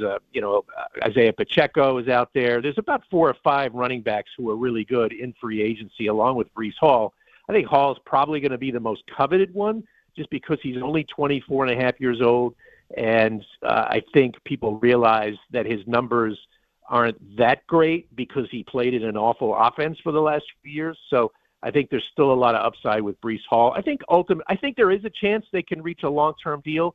I would say something about 3 years, about $33 million with about 20 guaranteed is something I'm looking at. And if they can't get it done by Tuesday, then I think they'll probably use the transition tag. And then I'm certain he will go out and get someone to sign him to an offer sheet, at which point the Jets would have to make a decision on whether to match or not. But you're right, Mike, I agree with you. When you have so few good players, you can't let any of them out of the building. I mean, he's one of their good players. You got to keep him in the building. So it's the right move. He's a young player. I think there's still a lot of tread on the tire. He's not an older running back. You want to keep him around for sure. And final thing, obviously the big move they have to make is to bring in a quarterback. Do you think they make that quarterback move via trade? And if it is a free agent market, would they go with a Kirk Cousins who's going to be released? Which way do they look? Yeah, I think it'll be both ways. It wouldn't shock me if they make a trade, because there's going to be guys out there. I don't think they're going to spend a ton of money. They still have 50, assuming they cut Justin Fields with it, which I think is still quite likely. They're going to have $50 million in cap room tied up for quarterbacks not here any longer, meaning Rodgers and Fields. And so I think they'll probably try to find more of an inexpensive. I could see them getting an older type bridge quarterback like a Cousins, or maybe trading for an Andy Dalton in Carolina, where certainly Frank Reich, worked with him a couple of years ago. And then I could also see them maybe getting a younger type guy, who a Tanner McKee from Philadelphia, their backup, or a Davis Mills from Houston, or a Spencer Rattler, a younger type player on their first contract who could come in and compete with the older guy, because they're not drafting. Their future quarterback is not in this year's draft. I mean, they're not getting Fernando Mendoza. Someone asked Muji yesterday about trading up to 1. He goes, I don't think that's going to happen. Right. And he said with a smile, the Raiders are not going to trade that pick. So they'll look for a younger type guy with upside, and then an older type bridge quarterback who could hold a fort and have them battle it out. And then a year from now, you go into a draft with 3 first-round picks, and then you look for your long-term answer there. That's how I think it's going to play out. Great stuff, Rich. I appreciate it. Thanks for giving us your superpower. Oh, no, anytime, Mike. Anytime I could share my superpower with anyone, it's my pleasure. Thank you. You and Aaron Glenn. Thank you. That's Rich Cimini, covers the Jets for us. Now we bring in Jordan Raanan, who covers the Giants for us, and he's in Indianapolis for the Combine. Hey, Jordan, how you doing? I'm doing good, Michael. How you doing? I'm doing good as well. I understand the job and that people have to ask about the Steve Tisch situation, but I felt like, what do these guys expect, or what are they expected to say? What do you want Shane and Harbaugh to say about that? The only guy I care about with the Steve Tisch stuff is John Mara, and we don't even know if Mara's healthy enough to answer that question, right? Yeah. No, I agree with you. Like, asking Joe Shane, that's why I wasn't going to ask him that question. It was kind of useless to me. Like, what's he going to say? He's Right. the guy who's basically on the hot seat, and that's his boss. Like, what's he going to do? Now, John Harbaugh's a little different because he just took the job. He's very open and outspoken, and then he's sitting there talking about, ownership's great here, blah, blah, blah. Okay, well, how do you justify, you saying ownership's great, knowing that this exists? So I understand that. I don't expect him to answer it, but I do think it's a question you have to ask him, and he's obviously not going to answer. Michael, I would love to just get truth serum and have the opportunity to hear what John Mara has to say about the idea that Steve Tisch is in those Epstein emails and files. Giants have some on-field issues, obviously. They were 4-13, so let's go through a couple of them. Wan'Dale Robinson, does he come back or not? Listening to John Harbaugh yesterday, I left there thinking it's less likely than likely because of maybe what they're going to ask the slot position to do and what that role is. I mean, think about it. John Harbaugh's a physical power guy. They run a lot of – I always had a fullback pretty much in Baltimore. So if you're not running 3 wide receivers quite as much, are you willing to invest that much in that position? I have my doubts at this point. All right. How about Illuminor? I think he's the most likely of the free agents now to return. He's had some talks or conversations with the organization about, not necessarily about numbers, but I think it's going to be a numbers thing with him of whether he returns. But I think he does have a chance to return. Cordell Flott. Yeah, that one's going to be a little tough. He's a 170-pound cornerback. Like I said, they want to play physical football, and their problem has been stopping the run. That's a priority. 170-pound cornerback doesn't seem to fit all that great into that spot, Michael. So not sure about that. I would say no if I had a guess on that for sure. So obviously, Jordan, this is a team that needs a lot of help, and it does not have that much room under the cap. They can create more room with some releases and stuff like that, but do they expect to do any heavy lifting in the free agent market, and are they able to with the lack of money available? They'll be able to make money. I mean, I don't think that's a huge concern for where they're at right now. And actually, I think that we're going to see more moves and shaking of the roster than people expect with this team. Maybe even some surprises of which positions they add. Whether it's the draft or free agency, like do they add a middle linebacker, a running back, positions that generally people are like, no, that's not their priority. Cornerback, safety. I think that they're about to turn over this roster, and really reshape it. I mean, like you said, they went 4-13. They were 3-14 the year before. You're 7-27 over 2 years. You can't just sit there and stay status quo, and I think that's what we're about to see. Some real major changes in regards to the faces. Do you believe that Neighbors and Scatterbo will be available at the start of camp? Scatterbo, yes, amazingly. I know that's crazy because his foot was facing the other direction, right? Right. But him, yes. I am a little less certain about Malik Neighbors, knowing that he had the full meniscus repair as well, talking to people in the medical field. That adds a little bit to the timeline. Now he started to do a little bit more in the rehab, and Joe Schoen said he's doing it in Miami. I have reservations I know Joe Schoen has said, he's trending or his expectation is, but don't hold him to it. I'm a little leery about that timeline for Malik Neighbors. I would be surprised if day one of training camp, Malik Neighbors is on the field. Now, big thing yesterday, we're talking with Jordan Raanan, who covers the Giants for us. Big thing yesterday, Jordan, was it seemed like Joe Schoen was defending the fact that he's still the GM, almost like an Alexander Haig thing. I'm still in charge. Is he still in charge, or has he had a lot of his powers taken away? Yeah, look, his role has clearly changed. There's portions and departments of the Giants organization that no longer reports to him.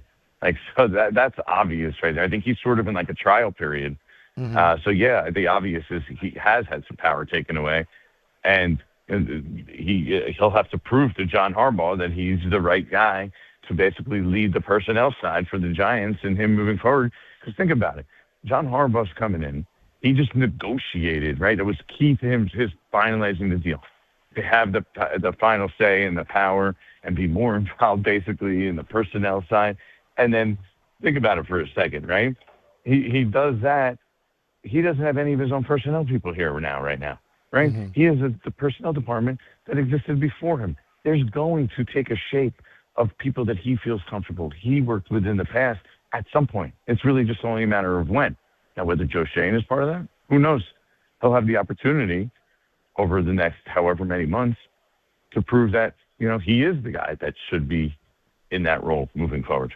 All right, the final thing before I let you go, I'm going to ask a question that my 11-year-old keeps asking me, and I don't really have the answer. Uh-oh. So I said, well, I'll ask the guy who knows. He wants to know, Dad, is there a chance the Giants can make the playoffs next year? Do you believe that with a new coach that they can make the playoffs? I mean, I'll sit here and say sure because we've seen the turnarounds before, and I think the difference this time from the past few years is that they actually have a quarterback, right, that you kind of believe in, that you think can happen. So I do think it's possible. At the same time, I have to be honest. And so my daughter, she's 14 now, so she's a little bit older. But every year, she hears me, people ask me about, how's the Giants going to be this year? And, this was 3-4 years ago. She goes, Dad, why do you always tell everyone that they're going to be good when you know that they're going to stink? And so, you don't, in the kid's way, she actually said, sus. Right. Why do you tell everyone when you think when you know they're going to suck? And I'm like, you don't want to crush everybody's spirit in April and May and June. And, so I mean, it might not be the best person to answer that, but no, the NFL, we've seen it. Look at the Patriots. It's not apples and apples, but they did turn it around. The fact that they have a quarterback gives them at least a chance. I think it's a long shot, but it's not impossible. So you're telling me there's a chance? There's a chance. The 0.00. No. No, I mean, it's less than 50. I mean, let's be fair. They won 7 games in 2 years, right? So it's significantly less than that. But, I don't think it's 0.001. Well, enjoy St. Elmo's if you're going there tonight, and we appreciate your time as always, Jordan. Overrated or not, Michael? I know you probably. I don't like shrimp cocktails, so I couldn't tell you. I've eaten there, and the steak is average, but that's not where you go there, from what I hear. Yeah, and also, I mean, you do it because you're here, and it's the novelty. But it's really just cocktail sauce with an excessive amount of horseradish. Exactly, and I don't like cocktail sauce. And also, you have to talk to people. That's where everybody is. That doesn't surprise me either, Michael, knowing I've heard about some of your eating. It's nothing to be proud of, but that's who I am. Hey, be who you are. You know what? I don't have much time left, so I'm going to continue. Thank you, Jordan. Oh, stop it! You putting yourself in the grave? What are we doing here? Well, I mean, I'm getting up there. You can't really be buying like future stocks at this point. Modern medicine, Michael. Love it. That's what I love to hear. Thanks, Jordan. You made me feel good. Anytime, guys. Have a good show. That's Jordan Raanan. Hey, get ready for Rickleball Madness Friday. March 20th, ESPN New York is taking over Pickleball Heaven in Medford, New York. Catch a live broadcast of DiPietro and Rothenberg starting at 6 a.m. Then stick around for our Social Ladder Pickleball Tournament. They'll crown the champions, then roll right into a college hoops watch party to cap off the day. Sign up now on the ESPN New York app. Spots are limited. Rickleball Madness brought to you by Pickleball Heaven, the new standard of indoor pickleball. Coming up, hey, it's Wednesday, 2:30. Get a chance to talk to Mike Lupica. Stick around for that right here on the K Show on ESPN New York. Ever wanted to go to the NBA Finals? Well, now's your chance, courtesy of FanDuel. All you have to do is use your profit boost on an NBA future, and you'll be entered for a shot to win an NBA Finals trip for two. NBA futures let you lock in your pick for who you think's going to go all the way, whether it's a team to win the championship or a conference title. Visit FanDuel.com/local to get started. So if you want to go to the NBA Finals, all you have to do is use your profit boost on an NBA future, and you'll be entered for a shot to win an NBA Finals trip for two. Play your game with FanDuel, official sports betting partner of the NBA.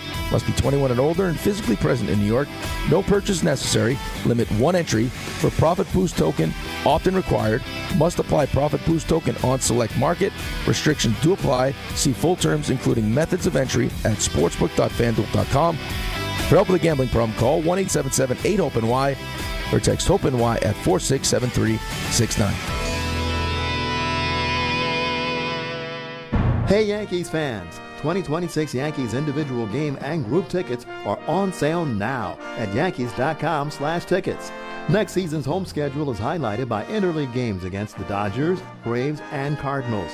As always, we'll host the annual series of games against the Mets, as well as baseball's best rivalry with the Red Sox. Don't miss out on all the exciting action in the Bronx. Get your 2026 Yankees tickets today at Yankees.com/tickets. If you've been injured on a construction site, then you need a lawyer who knows New York's unique labor laws. At the Parisman Firm, they have decades of experience handling construction accident cases and a proven track record of delivering huge results. Their team has already recovered nearly $1 billion for hardworking New Yorkers. From scaffold accidents to slip and falls and equipment failures, they've got your back. Call the Parisman Firm now at 718-WORKERS. That's right, 718-WORKERS, because your case is their cause. Get the justice you deserve today. This is Rick Brunson, the assistant coach from the New York Knicks. I'll be driving to our games this season in style in my new Jeep Gladiator from Princeton Jeep. My friends at Princeton Jeep gave me all-star treatment, and you can expect the same thing. Just mention I sent you, and they'll treat you like family. Princeton Jeep has tons of inventory and great deals on new vehicles. Visit Princeton Jeep at 1045 State Road in Princeton, New Jersey, or online at PrincetonJeeps.com and tell them Rick Brunson sent you. Monkey Sports, built by players for players, is your one-stop shop for hockey, baseball, lacrosse, and more. Find top-name equipment and expert in-store services like sharpening, break-ins, and relacing. Shop in-store at Monkey Sports in Farmingdale or Woodbridge, or online for all the top brands. Whatever your sports, Monkey Sports gets you game ready fast. Monkey Sports, where athletes shop. Hey, it's Alan Hahn. Rings End is your locally owned Benjamin Moore retailer. They're your store for quality with a full line of brilliant and durable Benjamin Moore paints. They're your store for inspiration with thousands of colors and a variety of sheens. And Rings End is your store for expertise with one-on-one advice for contractors and homeowners. Insist on Benjamin Moore paint from Rings End because the gorgeous color you love can't be matched in another brand of paint. At Uline, they know going the extra mile takes hard work. For companies pushing to go further, Uline will go the distance with you. 24/7, they answer the phone to get you the shipping and industrial supplies you need. Business can move fast. Unexpected large orders, adverse weather, new safety guidelines, and changing economic trends. Uline works hard keeping 41,000 items ready to ship, minimizing detours on your way to the extra mile. Visit uline.com. Think premium meat has to come with a premium price? Not at Wild Fork Foods. Right now, Brazilian beef tenderloin is only $10 a pound, and Atlantic salmon portions are just $9.98 a pound. That's incredible value on premium cuts.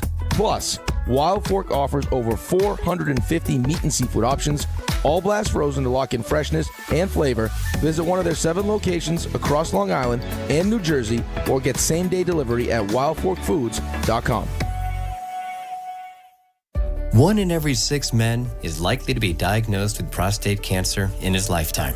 That's why New York Presbyterian wants to remind men over 50 to book a prostate cancer screening. A simple blood test is all it takes. It could save your life. Screenings are available across New York City and Westchester at locations near you. Schedule your annual prostate cancer screening today at nyp.org/cancer screening. Stay amazing. New York Presbyterian. 2:30 on Wednesday. That means we have an opportunity to talk to the Hall of Famer, Mike Lupica, New York Daily News, MLB.com, best-selling author. I always say man about town, and now he joins us. Hi, Mike. How you doing? Good afternoon, Mr. K. How are you? I'm doing great, although I was very distressed by the Knicks performance yesterday. I mean, I'm watching the game, Mike, and I go, what am I watching? What's going on in front of me? Did you get that same feeling? I did, but they just weren't making any shots, Michael. I don't, here's my thing with the Knicks from now until the end of the season. I'm not going to treat every bad performance like it's the end of the world, and every good performance like, the one they had when they came back against the Rockets, like, Canyon of Heroes, here we come. They have a brutal schedule coming up. So, the Spurs coming in on Sunday, and then the Thunder are on the horizon, and a road trip and everything else. They're not playing very well right now. That's what I'll say. And I was talking to a friend of mine today about the Knicks, and there's 2 guys right now that have to pick it up. And I don't know how injured OG Anunoby is. It like grosses me out to think about having a toenail removed. It gives me the willies. Okay, but he's not playing very well. And Bridges, Michael, all this time into his tenure with the Knicks, can you tell me what you think they have with this guy? Because I don't know. I think they might have regret in a front office that I think has done majority of great things, taking an insignificant organization, turning into something that we think should go to the finals this year, trading those 5 first-round draft picks for him, and really putting yourself behind the 8 ball to possibly get Giannis. I think they have regret. This is not the player I think they thought they were getting. And the mood swings with the Knicks, Michael, they really are kind of tremendous. I actually didn't see the segment. I was in the car today listening to our dear friend Michael Greenberg's show. Did they have a segment whether the Knicks should already be looking towards next summer and once again trying to get Giannis? Like any kind of sketchy performance right now means that they're not as good as the people who put them together thought they were going to be? Listen, it's going to be a grind the rest of the way. The most troubling thing I saw last night is not an 11-point quarter from the Knicks. I thought the Cavaliers looked really good, and it has to be a frightening thing for Knicks fans to see that Harden and Donovan Mitchell seem to have assimilated their games to each other this quickly in Cleveland. So all of a sudden, I think, I didn't look at the standings, I think the Cavs have the same record as the Knicks. Yep. The Celtics, and Mike, I wish I knew, but until somebody tells me that Jason Tatum is not coming back this year, I'm going to believe that he might come back this year. And the job Joe Mazzulla has done with them to this point, and the level of play they have seen from Jaylen Brown, I think the Knicks thought that the Celtics, because they beat them last year, because Tatum was hurt, and that they were somehow in the rearview mirror. Well, they're not in the rearview mirror. You got to look through the windshield to see them because they're up ahead of you. And I want to see this next stretch of games. I think it's like 3 weeks. There's a gauntlet that finally ends up with the Pacers, except, as I was saying to my friend today, The Pacers play the Knicks like they are the Spurs or the Thunder or the Pistons. But, Mike, I've asked you this question before. I've written this question, okay? Last year, because they didn't get to where they thought they were supposed to go, and a revelation that came to them because they upset the Celtics, they fired their coach. Now, if God forbid, they don't even make it back to the Eastern Conference Finals this year, what do they do then? Do they blow this thing up? Do they somehow figure out a way to get into play with Giannis? Because you know where I think Giannis is going to end up, especially if LeBron doesn't come back to the Lakers, and I don't think they want him back. I think he's going to end up in Los Angeles. Well, how would they get him, though? I mean, they don't have I don't know, Michael. It's voodoo economics. I don't know. I somehow, when guys want to go someplace, they end up there. Now, I know he says he loves the Garden and the Knicks, and it is a nice thought, but I still don't know how they make that work. I don't. This is their team. They have to figure it out. Mike Brown, who looks a little befuddled lately, has to figure it out because when they did as little as they did, and listen, I love getting Sochan. I love the Alvarado move at the trade deadline. You know, sometimes you don't have to make the biggest deals to put a team over the top. I mean, Michael, remember way back when the Red Sox, I think they got Doug Mankiewicz and Orlando Cabrera at the trade deadline in 2004, and they had lost Nomar at that point, but those two little moves somehow help galvanize them the rest of the way. So you never know which move is going to do it. But Mike, this is their team, and just because they threw in a stinker last night doesn't mean that they can't get back to where they want to go. But there's guys on that team that have to pick it up. And I think the most fascinating aspect of evaluating this Knicks team is how much is their inconsistency because of Mike Brown. Because one thing that you knew about Thibs, they're going to play every single game like their hair was on fire. They didn't have many clunkers. And Mike Brown has had some clunkers with this team. Is it his fault? Is it his team's fault? The guys that wanted Thibs out, do they not play as hard every day? I think that's the big question. So if they don't go far enough, I don't know if they'll blow the team up, but they might blow Mike Brown up. Oh, Mike, how many times have we discussed this guy's performance or that guy's performance in baseball? And I have heard my friend Michael Kay reference the back of the baseball card, okay? Mm-hmm. Maybe Mike Brown, for all the early speed he showed in New York, maybe the back of his baseball card and all of his previous stops and being, you know, basically a very good coach but not a great coach, maybe that's who he is. Because, Michael, there isn't a coach in the NBA who would have signed off on what the Knicks did to Tom Thibodeau. Not a single one who thought that was a good move after they saw the work he had done with that team. I agree. And I think Thibodeau's rubbing his hands gleefully watching a game like yesterday. Let's shift to the hockey game because you're one of the few people in the world that was in Lake Placid and watched what happened all those years ago, 46 years ago. Here's my one problem with what we enjoyed this weekend. People calling it Miracle 2. This team is good team. That team 46 years ago had no business beating the Russians. No, Michael. This was not a miracle, okay? It was connected because of history, because of the exact date when this happened, because it was an American team. All that's true. I mean, I wrote about this. I couldn't wait to sit down and write about this game. But no, it was not a miracle. But what it was it was the best hockey story since the miracle. And it, because of the way it happened, it felt kind of improbable. And because of the way Hellebuck played, which is, I never, ever, in all the years I've watched hockey or cared about it, and I went to a hockey school in Boston College, and Mike, I can remember following those Islanders teams back in the 80s. I never saw a goalie play the way he played the other day. As great as Jim Craig was in Lake Placid, and I saw every save he made there, this was better. And here's the thing about that game, Michael. It was a better game of hockey. The spectacle, the drama, the story, and the improbability of all is what made Lake Placid the great. I've told you this many times, the greatest sports story I ever expect to cover.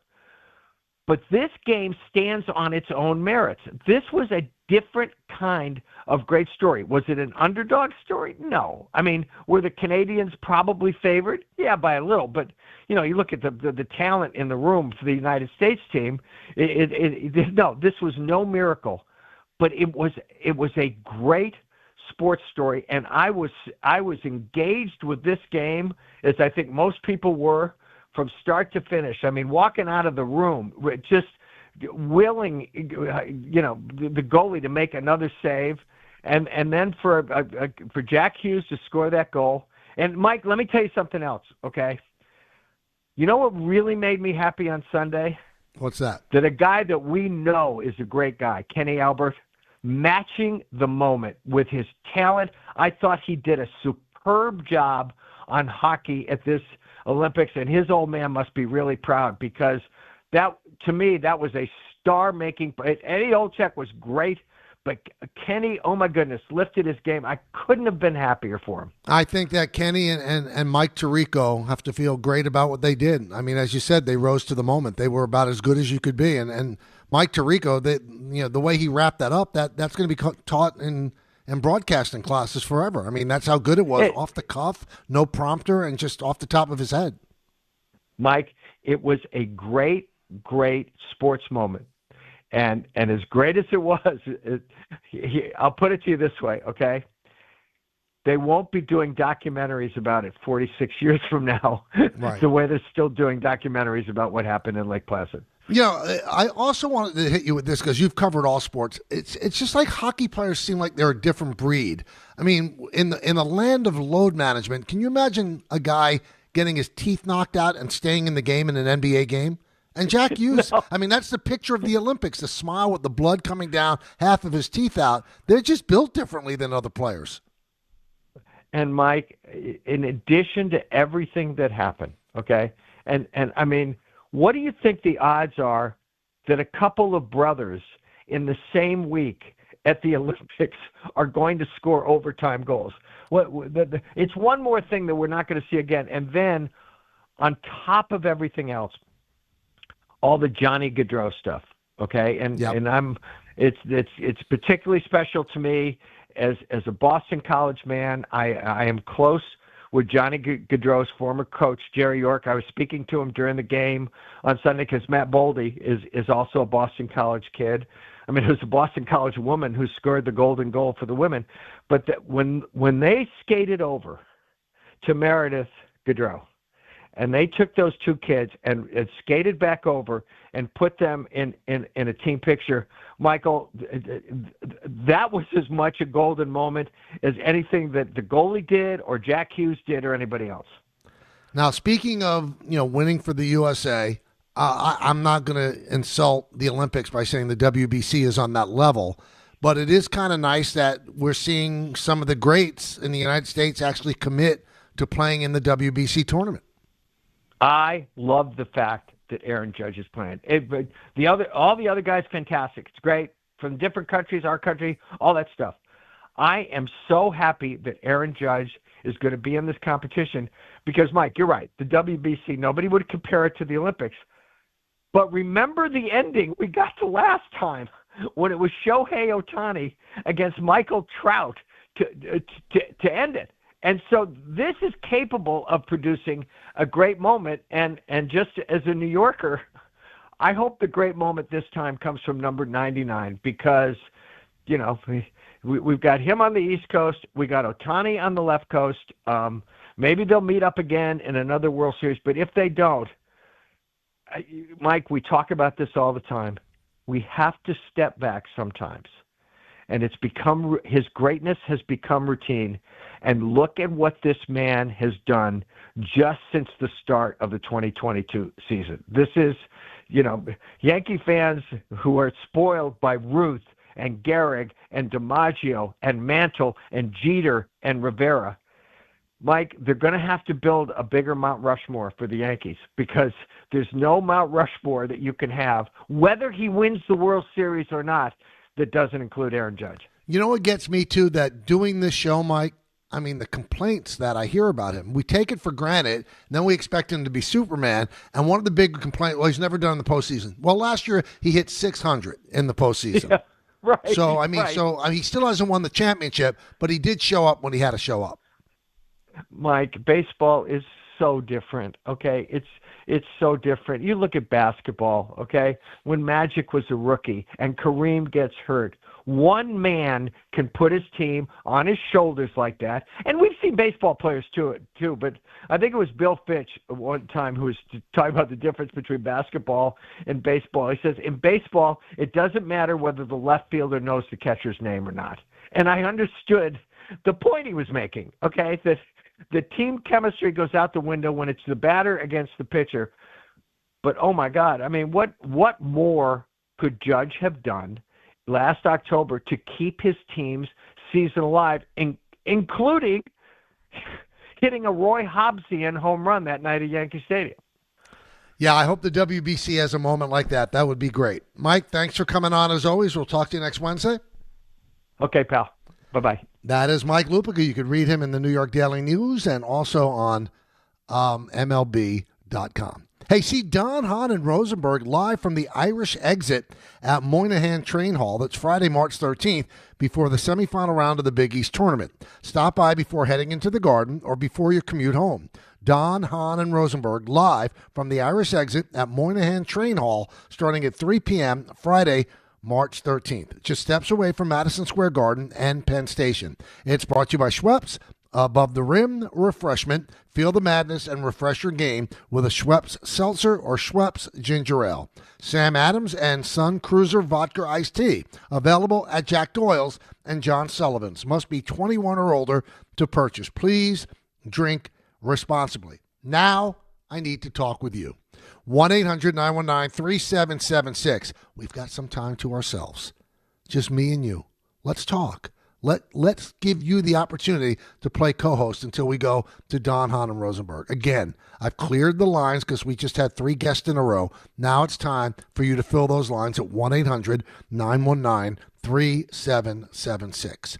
Let's talk. Coming up next, right here on ESPN New York. It's a battle of Big East Titans when 15th-ranked St. John's visits 5th-ranked UConn. Coverage begins today at 6:40 on 880 ESPN and the ESPN New York app. DraftKings Sportsbook puts you right in the middle of basketball's biggest star-driven moments. Bet player props, bet live, and when a game turns fast, DraftKings has your back with early exit. If your player gets injured anytime in the first half, your bet stays alive.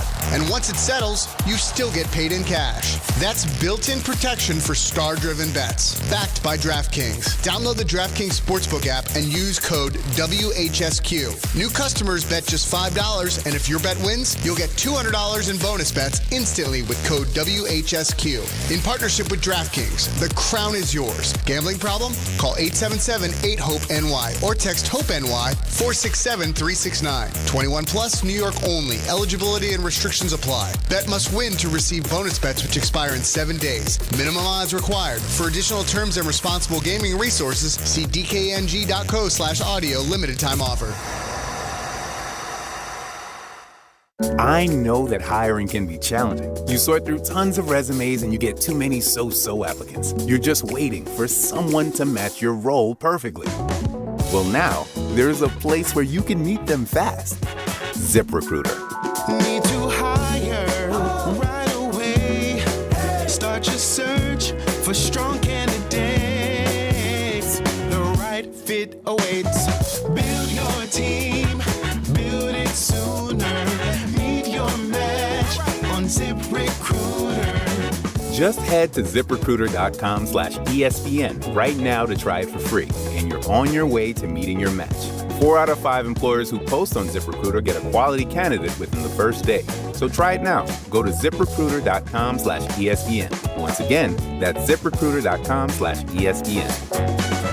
Meet your match on ZipRecruiter. Try it free. There are a lot of reasons why people buy at Ramsey Mazda. It's their selection, it's their customer service, and it's their savings.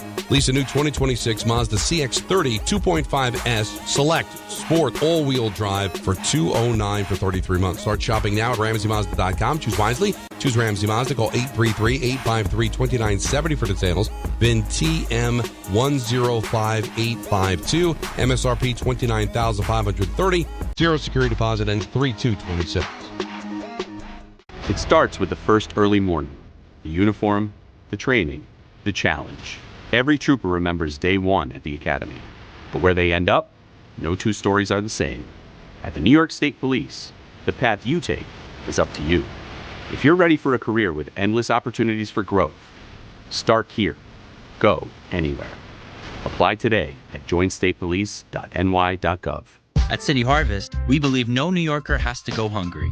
With your help, we're on the road 365 days a year, rescuing over 77 million pounds of nutritious food and delivering it free to millions of New Yorkers, transforming surplus food into sustenance, sustainability, and smiles, rallying thousands of New Yorkers to power a network of nourishment across our city. One day, one meal, and one New Yorker at a time. That's how we feed good. Donate at cityharvest.org. Don Hahn and Rosenberg is live from the Big East Tournament presented by Schweppes, Sun Cruiser Vodka Iced Tea, and Samuel Adams. Join DHR broadcasting live from the Irish Exit inside Moynihan Train Hall for a Big East extravaganza. Big East legends Charles Smith and Walter Berry will join us on site as we break down the action and relive the glory days. All courtesy of Schweppes. Stop by beginning at 3 p.m. Enter to win great prizes and make the Irish Exit your headquarters when the Big East takes center stage. Sun Cruiser Vodka Iced Teas available at Bourbon and Branch and Taylor Pub. Must be 21 or older to purchase. Please drink responsibly. Hey, let's not forget tonight, Devils Sabres at the Rock, and the Olympic hero Jack Hughes will be there. They're going to have some kind of ceremony at 6:45. Don LaGreca will be on the call on the MSG network, so that should be fun. He should get a huge ovation at the Rock. It's been a rocky season for him with the injuries and then cutting his hand at the team dinner. But it's going to be all love tonight. You only could dream on that guy just being healthy all the time and playing close to 80 games. He's never really done that. And if he could stay healthy with his skill set, that could be the thing that people will remember as a turning point for him. Now, he's a great player anyway, but now he's got the gold as part of his resume. Also, another game tonight that I'm looking forward to watching, and that's going to be St. John's UConn. So St. John's handled UConn at the Garden a couple of weeks ago. I think UConn's going to come with a much bigger lineup. But the thing that does, it might counteract St. John's size, but it also takes Solo pretty much out of the 5 men on the court because you're going to put an extra big man out there. So it's going to impact your scoring. It's going to be interesting to see how UConn can do that. This is not a must-win for St. John's to win, the top seed in the Big East. But it is a must-win for UConn to do it. Because if they remain with the same record, because of the difference in the Creighton games, St. John's beat Creighton and then UConn didn't, well, St. John's holds the tiebreaker. But if St. John's wins, then I think they're pretty much locking up the number one seed in the upcoming Big East tournament. Let's talk to Andrew in Long Beach about that game. Andrew, what's up?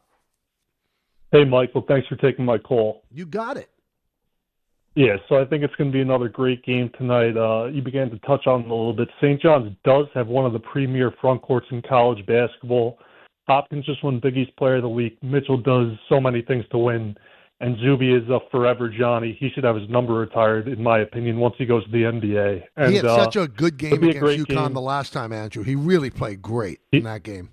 He dominated them, Michael. And you know what's really impressive about Zuby, Mike, is that his passing is terrific. No, he's a complete player, and the fact that you stay in college as long as he has now, obviously the NIL money helps, but that allows a guy like Pitino to coach this guy up. He made the decision to stay, and I think that's going to help him. It's going to help him in his future professional career.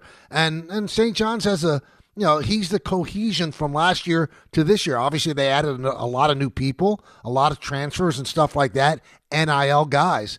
But Zuby is the glue that taught these guys what Pitino expects and things like that. Dylan Darling is huge for them as well. He comes off the bench and he gives them a jolt. So I like the St. John's team, but I think the pressure is on UConn. It's in Hartford. Let's see how they perform in this game. This is a big one. Lance in Levittown. Lance, you've been on hold a while. How you doing? Hi, I'm Michael. Thanks for taking my call. You got it. Great listening to you. Yeah, it was great listening to your past guests. I really enjoyed just sitting here and listening. Oh, thank Jordan made a great. Oh yeah, it was awesome. Jordan was fantastic because he was. You were asking all the right questions, and he was, addressing the free agents and the draft, and it really sounded great. Mike Lupica talking about Mount Rushmore for Judge. To me, and I want to talk about the Knicks real quick. I'm just going to say about Judge. He's the best baseball player on the planet, hands down. He's actually the legitimate single-season home run record champion. You could throw out Bonds, McGuire, Souza, and whoever else was taking steroids. They should be thrown out of the record books. And Judge is the single-season stick. And I think that would help baseball because these guys destroyed all the sacred statistics and the records that was such a big part of baseball. And they don't mean anything now. Kick them out. Judge is number one. Okay, so to the Knicks. What's wrong with the Knicks? They have no identity. They look like they're playing playground basketball. They don't know what they're doing. There's no cohesiveness. There's no vision. The defense is bad. The team, I wouldn't be surprised if they lost in the first round, whoever they play. Hopefully not, and hopefully I'm dead wrong. But I think they can't play against really good defensive teams and teams that are strong in the middle. So what I would do if I was coach, which is, yeah, right. So if I was coach, I would put Mitchell Robinson in the middle, starting center, and Cat going to be power forward or, however he matches up best, with Anunoby, and take the training wheels off. Plus, he's going to be a free agent, so let's find out if he can actually hold up because he's great, and they need that presence. And I put Mikal Bridges on the bench. He's going to get his low 30 minutes, and then I would bring him in to spell Cat or move Cat over to center and yeah, bring but you know Bridges what, into Lance? that forward. I'm not. At times, Cat and Mitch work together. Sometimes they don't. It's according to the matchup. Yesterday, he used it a little bit together because Mitchell Robinson was so good. They don't have an identity because if they don't hit threes, they have no other way that they can really go to in order to make it happen. But there are a lot of teams like that in the NBA. That's what it is. Somebody on Twitter brought up this good point. It's like a home run hitting team, and you're going to ask them to play small ball if the home runs aren't happening. It's hard to do. This is who they are. They're a 3-point shooting team, and if the shots don't fall, they're gonna lose, and they're gonna look bad like they did yesterday and like they did for the first 3 quarters against the Rockets. They need to hit threes, and if they don't, they're not going to win. They're not going to win. Now, as for Judge being the best baseball player on the planet, when Ohtani is pitching and hitting, he probably gets the player designation. I think Judge is the best hitter on the planet. I think he's the best hitter on the planet, bar none. Average, power, he's just amazing. He's just absolutely amazing. So much more to do, and we'll start to do it again tomorrow at 1 o'clock. So hope you could join us then. Coming up in just a moment, it's Don, Hahn, and Rosenberg. In the words of Billy Joel, life is a series of hellos and goodbyes. I'm afraid it's time for goodbye again. See everybody. Have a great afternoon. Ever wanted to go to the NBA Finals? Well, now's your chance, courtesy of FanDuel. All you have to do is use your profit boost on an NBA future, and you'll be entered for a shot to win an NBA Finals trip for 2. NBA futures let you lock in your pick for who you think's going to go all the way, whether it's a team that